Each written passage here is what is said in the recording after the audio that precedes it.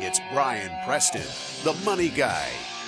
Should an executor take a fee? Because it's allowed. Right, States yeah. allow you to take a fee as the executor. And there's all kind of different ways. You can do it by the hour. You can do it by a percentage of the assets. There's special rules. Like I know California caps how much you can take depending upon how you calculate it.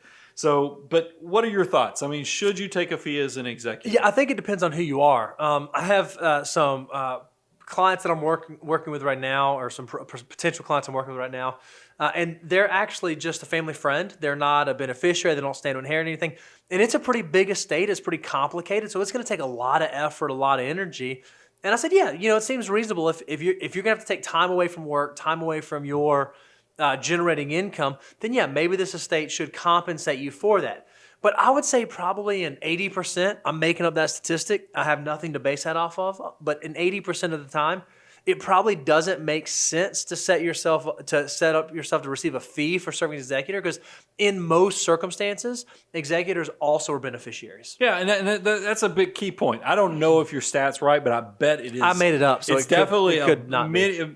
Many more people don't take a fee, and there's a primary reason. Guess what? When you take an executor fee, that is taxable income to you. So you have to pay income taxes if you do take a fee as being an executor. And so if you're a primary beneficiary, if you know you're an heir that's going to be receiving a lot of these assets that you're working through, it doesn't make sense, since it's ultimately going to benefit you anyway, to turn a portion of it into taxable income. You know it's not taxable income? Yeah, because if inheritance. you heard the estate exemption is over $11 million a person, so there's a good chance it's not going to be an estate tax situation, and you get a step up in basis when someone passes away. Sure. So there truthfully shouldn't be a lot of taxes coming from this, so why would you create a taxable income event from it? So take that into account.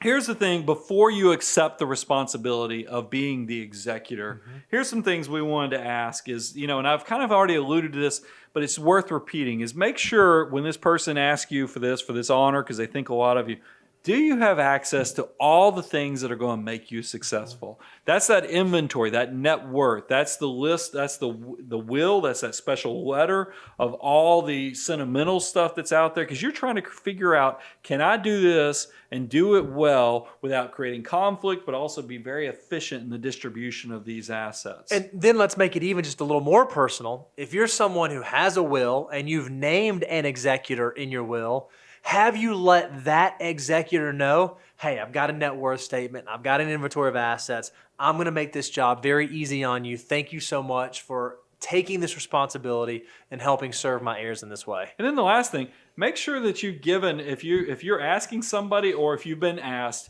do you have a list of all the contacts that are going to make you be successful? Yeah. We've already mentioned this.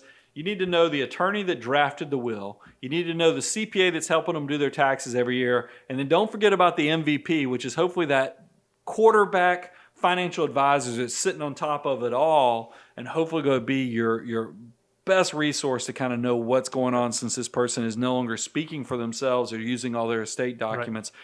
That's what's going to create success. So you heard about all the things you're hoping to get, and Bo said this already. Make sure you're equipping the people you're asking to be the executor for your estate. You're giving all those same tools to them, because this is a two-way street. We told you death is coming to us all. We all love being above ground right now, but at some point, it's 100%, we become terminal. That's right. And this is going to impact you. It's going to impact you, but it's going to impact every one of your loved ones.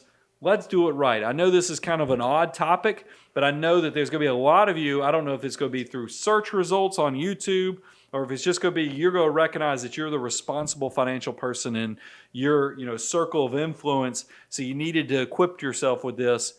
Pay attention, and thank you for hanging in there, because I know this is not an easy topic, but thank you for paying attention. And go to moneyguy.com. We have great show notes that we always try to share with people. We also give us your email address, and we'll share when we're coming out with new shows, as well as any deliverables we create. And then when you go out to YouTube, make sure you subscribe and click the bell that lets everybody know you want to get notifications so you can stay in contact. Bo, did I miss anything else? Nope, that's it. We are just so thankful for you guys. We love that you allow us to share this information. If you have a question or you have something you want to hear from us about, you can actually go out to our website, moneyguy.com, ask us a question. A lot of the times that's where the show topics come from. If you ask us something that's really intriguing and we think that all of the audience can benefit from it. We're going to put a show together and share it. So thank you. And I want to kind of one last thing, because a lot of you heard me talk about that MVP financial advisor. You probably ask yourself, well, wait a minute, I don't have one of those. I don't have, at least my guy only wants to talk about investments. He never talks to me about the estate plan or what the next step is with loved ones.